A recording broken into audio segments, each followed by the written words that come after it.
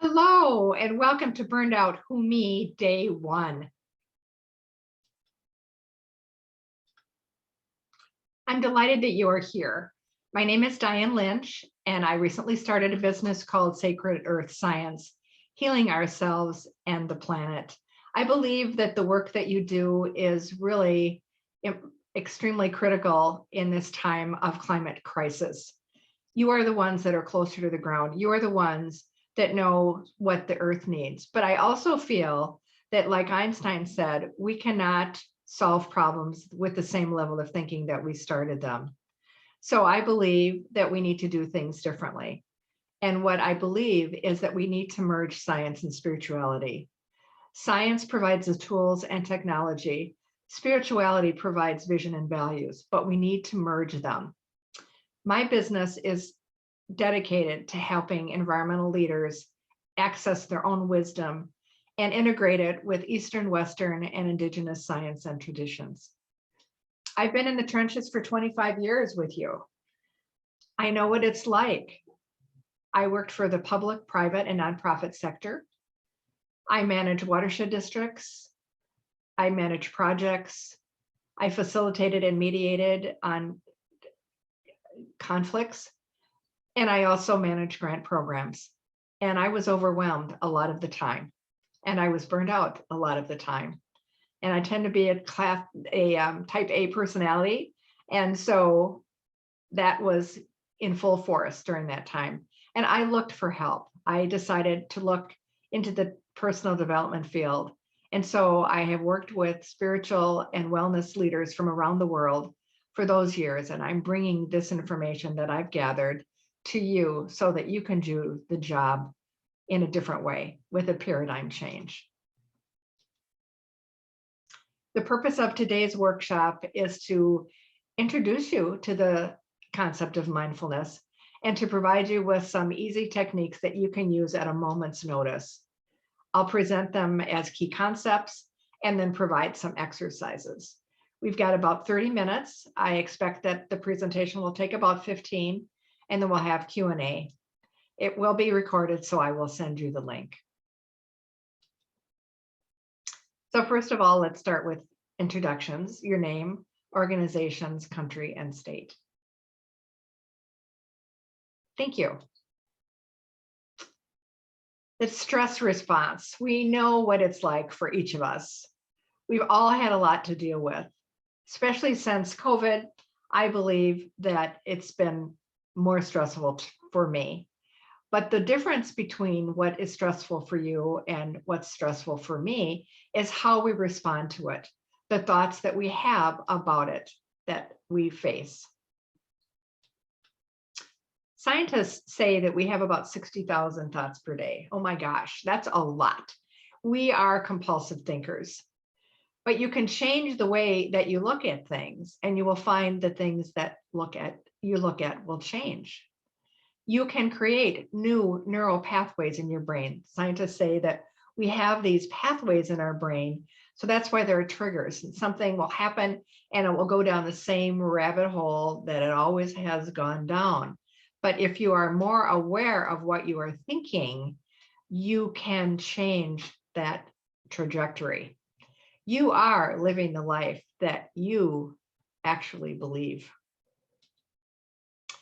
Scientists also say that 80% of our thoughts are negative. That's because we have what's called a negativity bias. We are more likely to think negatively rather than positively. So we're Velcro for the negative and Teflon for the positive.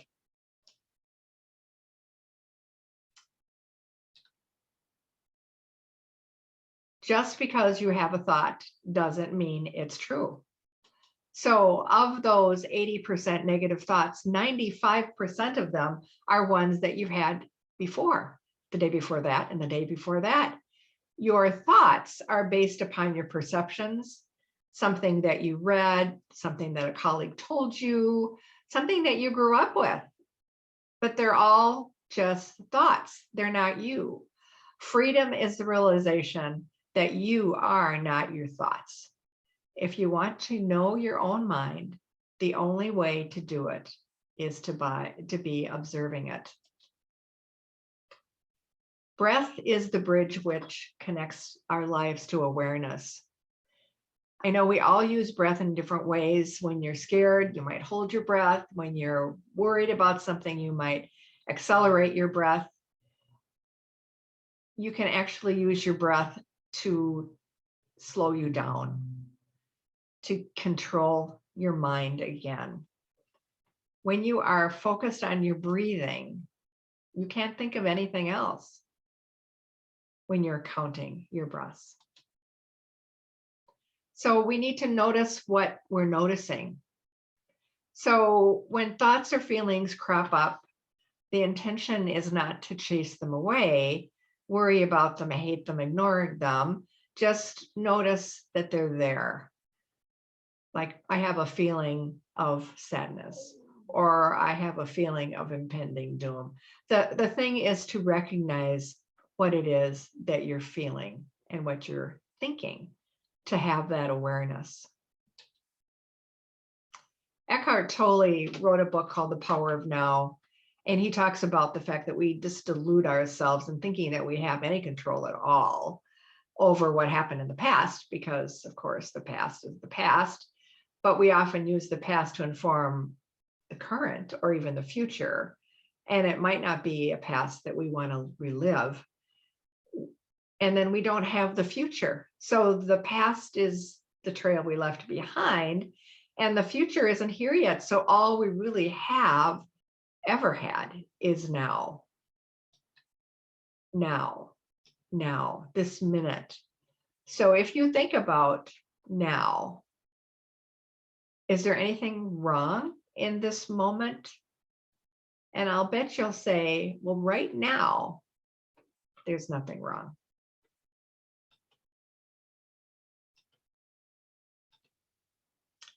Thich Nhat Hanh was a Buddhist priest who recently died, and he wrote a lot about mindfulness. And he says that mindfulness frees us to live fully with each moment. So when you're really busy, you're angry, frustrated, you're not focused. You're not using your best judgment. You're making decisions based upon not being your best self. So the important thing is to be conscious of your breath, to be focused. Use your breath to bring your mind back. The sutra of mindfulness is when you're walking, be conscious that you're walking. When you're doing anything, be conscious that you're doing it. So our first practice is mindfulness. So what you can do is take any routine, give it your full attention, such as washing your hands. So using this example, pay attention to the senses that are associated with the activity, the sound of the water, the feel of it in your hands, the scent of the soap. This is considered awakened doing. The second practice is pay attention to your thoughts. Pay attention to the thought in your head, particularly those that are repetitive. Listen without judging them. Realize that they have a voice. And as you listen to the thought, feel that there's a conscious presence underneath the thought. There is something palpable. This is the beginning of the end of compulsive thinking. Remember, I said 60,000 thoughts a day. Most of them are repetitive.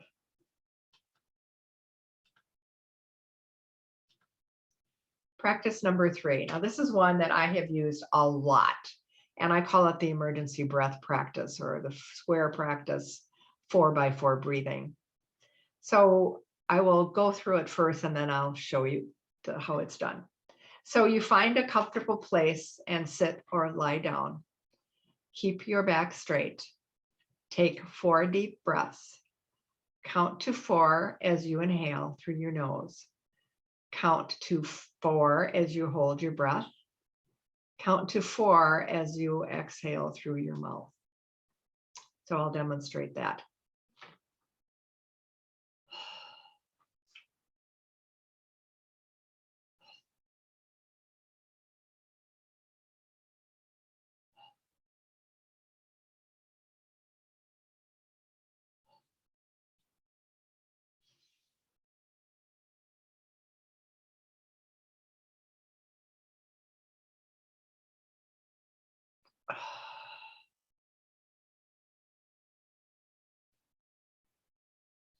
You do this as many times as you need to get a hold of your mind. And it really will help you feel like you're much more in control of what's going on in your head. Sorry.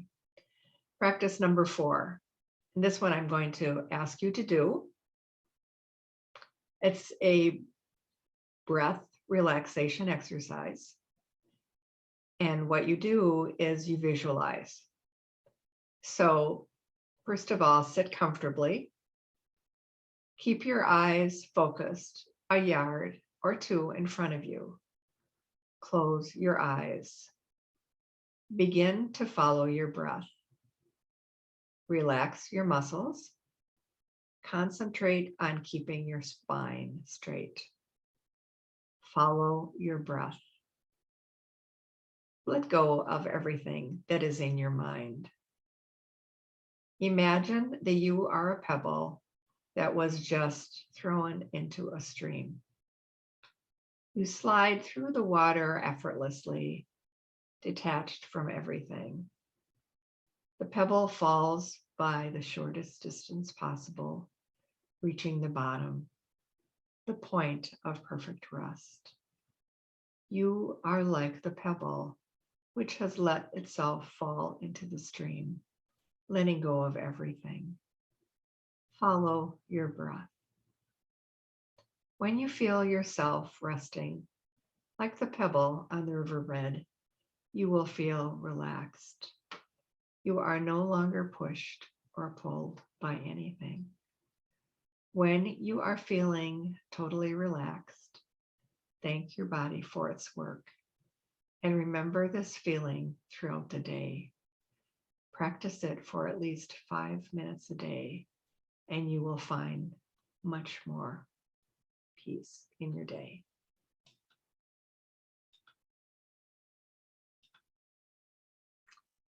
So are there any questions?